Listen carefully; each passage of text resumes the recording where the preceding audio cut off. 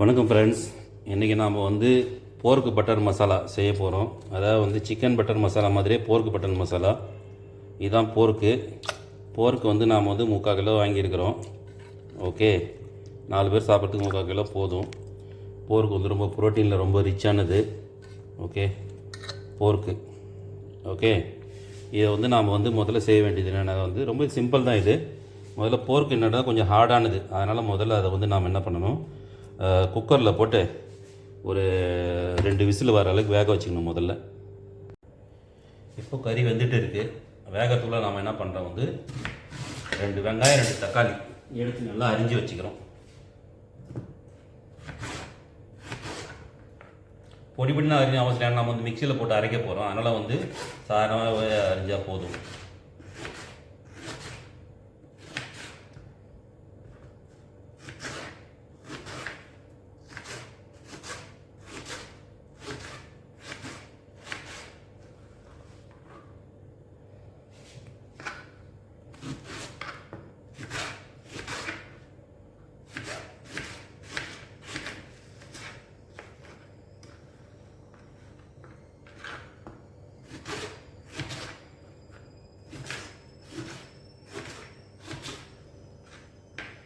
வெங்காயத்தை அரைஞ்சாச்சு. இப்போ தக்காளி அரைஞ்சிக்கிறோம்.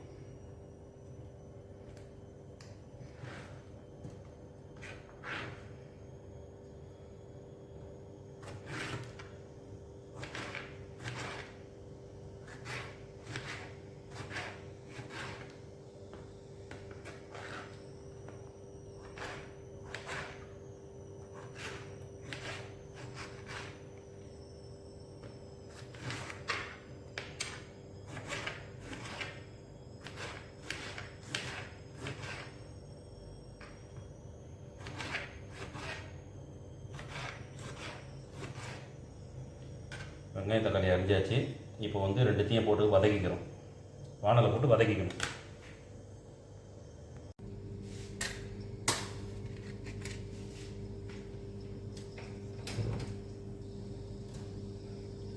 வானலில் கொஞ்சமாக எண்ணெய் விட்டு, ரொம்ப எண்ணெய் விடக்கூடாது, கொஞ்சமாக எண்ணெய் விட்டு இந்த வெங்காயத்தையும் தக்காளி வதக்கிறோம்.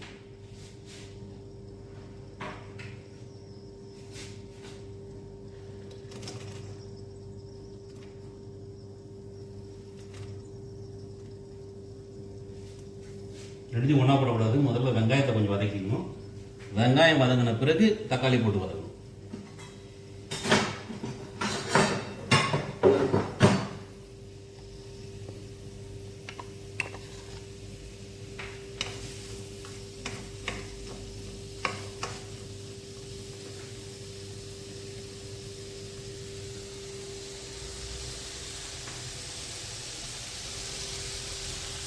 வெங்காயம் வதங்குது.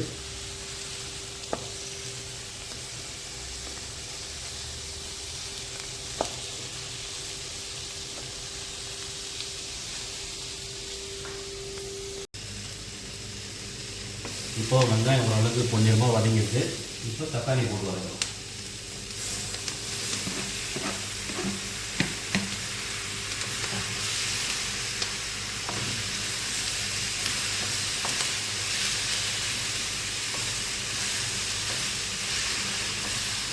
ரொம்ப வதக்கூடாது, ஒரு 2 நிமிஷம் வதங்கினா போதும்.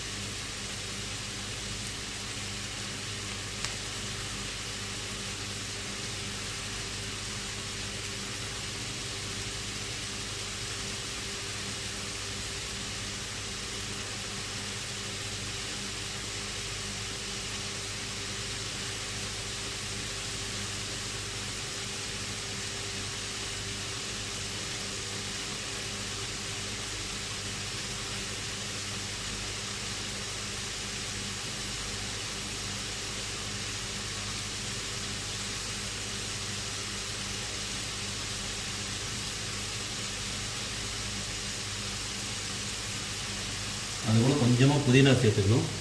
புதினாவை கழுவிக்கணும். புதினா வந்து மார்க்கெட்லேருந்து வாங்கிட்டு வந்து நேராக போட்டக்கூடாது, அதை கொஞ்சம் நல்லா கழுவிக்கணும்.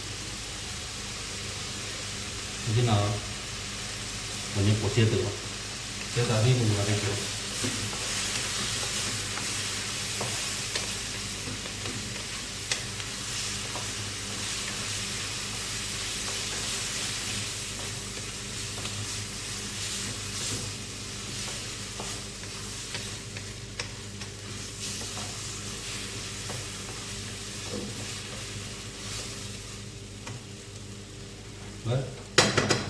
வெங்காயம் தக்காளி வதங்குற அடுப்பை அணைச்சிடுங்க.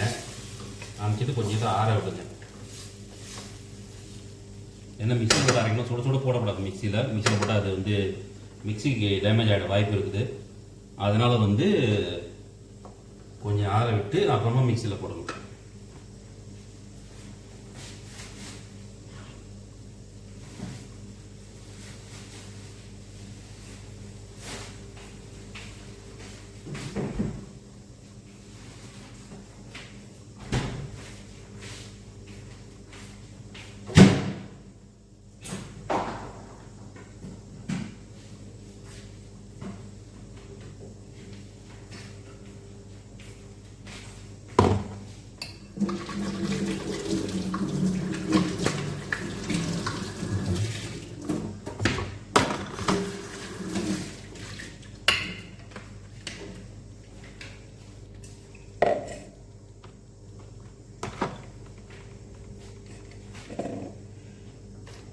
இப்போது இந்த வதக்கின வெங்காயம் தக்காளியை நம்ம மிக்ஸி ஜாரில் போடுறோம். அதை கொஞ்சம் ஆற விடணும். சுட போட்டாதீங்க, கொஞ்சம் ஆற விடுங்க. ஆறின பிறகு ஜாரில் ட்ரான்ஸ்ஃபர் பண்ணிவிட்டு அதுக்கப்புறம் கொஞ்சம் மிக்சியில் கொஞ்சம் அடிச்சிடணும். அதை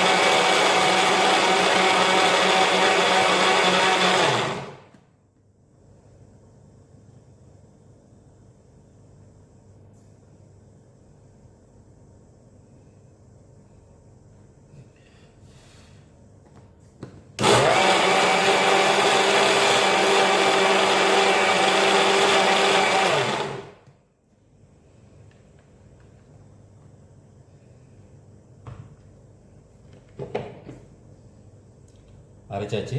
இப்போ நாம் இதை பண்ணி வானலில் ட்ரான்ஸ்ஃபர் பண்ணுறோம். இப்போ போருக்கு விசில் வருது. 2 விசில் வந்ததுக்கப்புறம் போருக்கு அடுப்பு நிறுத்திடணும்.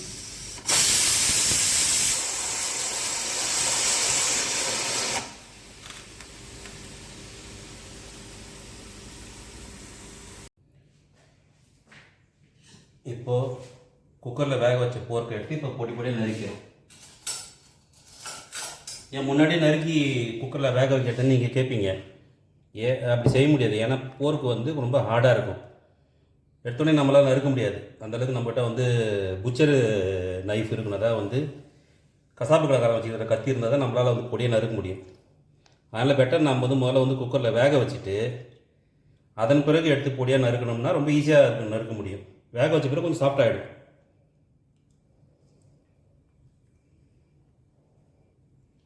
இப்போ இதை எடுத்து கொஞ்சம் ஆற வச்சு நாம் இப்போ நறுக்கிக்கணும் பொடியாக. அதாவது தேவையான சைஸுக்கு பொடியாக, ரொம்ப பொடியாக நறுக்கக்கூடாது. உங்களுக்கு எந்த சைஸ் வேணுமோ அந்த சைஸுக்கு நறுக்கலாம்.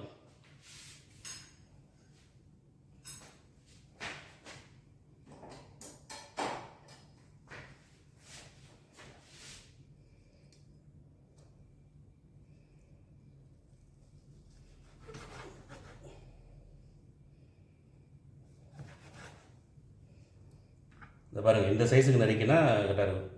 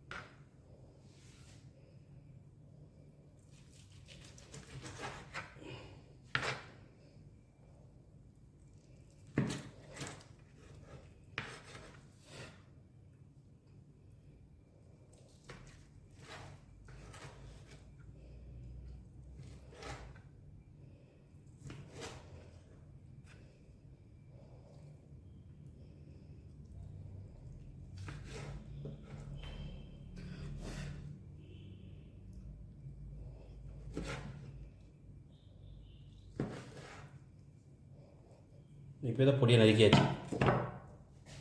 நறுக்கின பிறகு நம்ம செய்ய வேண்டியது, இப்போது நம்ம அரைச்சி வச்சுக்கிற அந்த வெங்காயம் தக்காளி எடுத்து வானலில் போட்டு வதக்கணும். இப்போது அடுப்பை பற்ற வச்சு வானலில் வச்சு கொஞ்சமாக என்ன பண்ணுறோம், எண்ணெய் விட்டுக்கணும். ரொம்ப ஒரு 2 ஸ்பூன் போட்டால் போதும். 2 டீஸ்பூன் எண்ணெய் ஊற்றினா போதும். ஏன்னா வந்து போர்க்குலேயே ரொம்ப ஃபேட் கண்டென்ட் அதிகமாக இருக்கிறதால வந்து அதே வந்து எண்ணெய் அதிகமாக விட்டுருக்கும். அதனால் வந்து நம்ம சமைக்கும் போது ரொம்ப எண்ணெய் விடணும் அவசியம் இல்லை. இப்போ எண்ணெய் கொதி வரும்போது கொஞ்சம் கடுகு உளுந்து போட்டு அதை தாளிச்சிக்கணும்.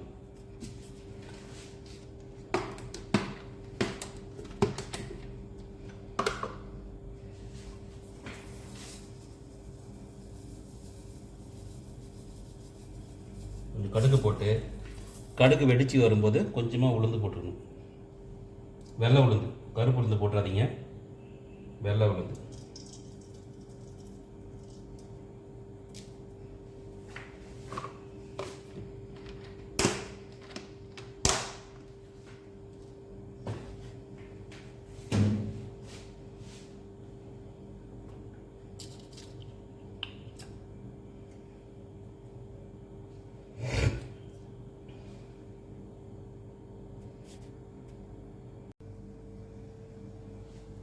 இப்போ இல்லை கடுகு வெடித்து வருது. கடுகு வெடித்து வந்தோடனே நாம் ஏற்கனவே அரைச்சி வச்சுருக்கிற வெங்காய தக்காளியை அதில் போடணும்.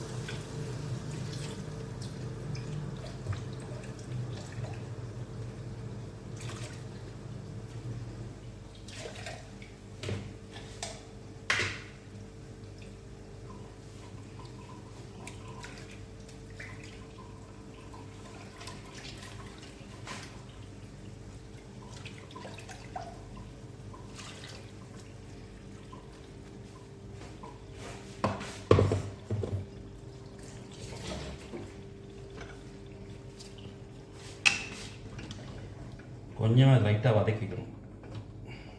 ஏன்னா நம்ம ஒன்றும் அதிகமாக வதக்கி அதை அரைச்சிட்டோம். இப்போ மீதியை வதக்கிக்கணும். இதில் லைட்டாக கொதி வந்ததுக்கப்புறம்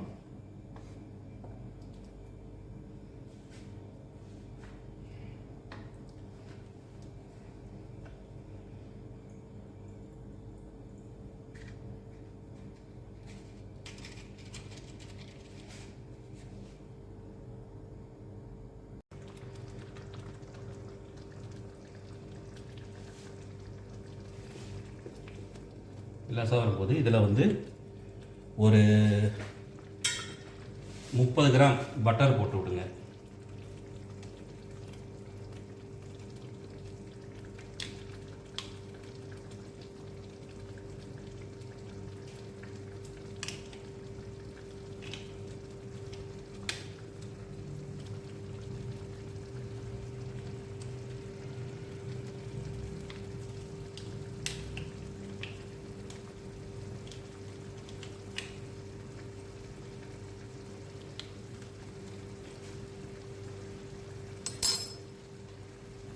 போட்டு நல்லா கலக்கி விடுங்க. பட்டர் இது அதாவது பட்டர்னா வெண்ணெய்,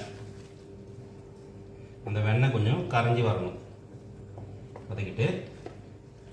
இப்போ நாம் என்ன பண்ணுறோம், இதில் வந்து தேவையான அளவு உப்பு போடுறோம்.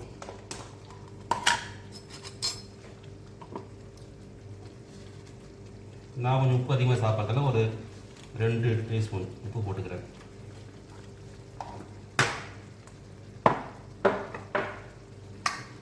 அடுத்து மஞ்சத்தூள் 1/4 தேக்கரண்டி.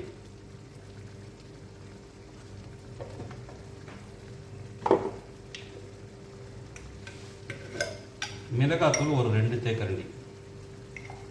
எந்த அளவுக்கு காரசாரம் வேணுமோ அந்த அளவுக்கு வேணும். சில பேர் காரமாக சாப்பிட்டாங்கன்னா உங்களுக்கு 3 கரண்டி கூட போட்டுக்கலாம்.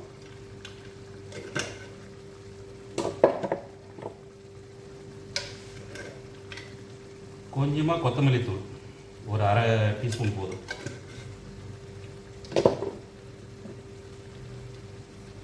கொஞ்சம் வெந்தயம், ஒன்றில் எப்பவுமே கொஞ்சமாக ஒரு 1/4 டீஸ்பூன் கூட போதும். வெந்தயம் சேர்த்துக்கிட்டோம்னா நமக்கு வந்து சுகர் பிரச்சனை வரத்துக்கு வாய்ப்பு இல்லை. அது எப்பவுமே கண்ட்ரோல்லே வச்சுக்கும். இப்போ இதை நாம் வந்து நல்லா கலக்கி விடுறோம்.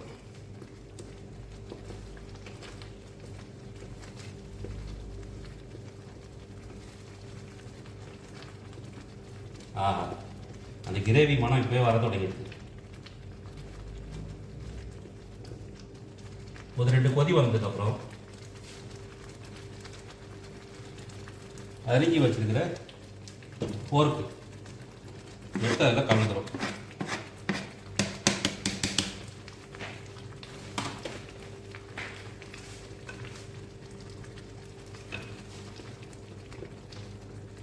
இதில் தேவையான அளவு தண்ணி சேர்த்துக்கணும். நான் வந்து இந்த போர்க்கு வேக வச்ச தண்ணி இருக்கு இல்லையா, அதே ஒரு லக்கு சேர்த்துக்கணும்.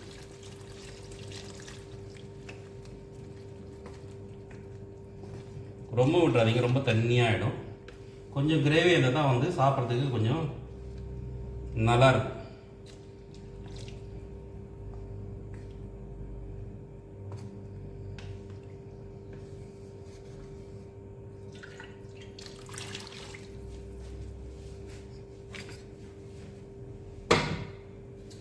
அடுத்து மீட்டு மசாலா, ஏன்னா வந்து மீட்டு குழம்புன்றதால ஒரு மீட்டு மசாலா கொஞ்சம் சேர்த்துக்குவோம். அப்போ தான் கொஞ்சம் அது வந்து சுவையை கூட்டி தரும். ஒரு 2 டீஸ்பூனு மீட்டு மசாலா போட்டால் போதும்.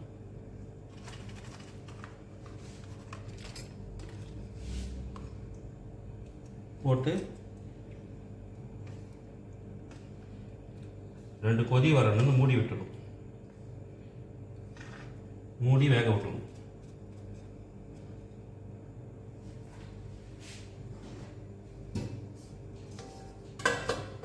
மூடி போட்டு ஒரு 10 நிமிஷம் வேக விடணும்.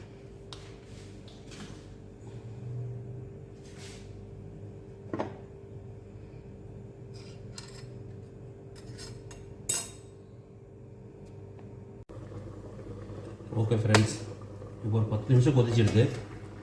இப்போ திறந்து எப்படி இருக்குன்னு பார்க்கலாம்.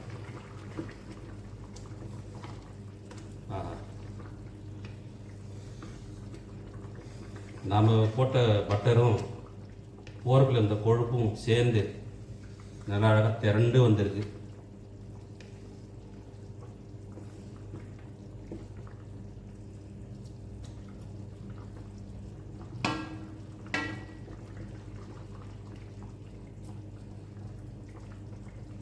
இன்னும் ஒரு 5 நிமிஷம் கொஞ்சம் நல்லா இருந்துச்சு நினைக்கிறேன்.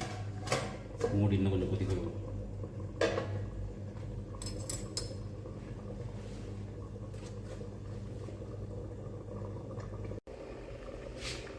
அவ்வளோதான் ஃப்ரெண்ட்ஸ், இது ஒரு இன்னொரு 5 நிமிஷம் கொதிச்சுட்டு இப்போ நாம் வந்து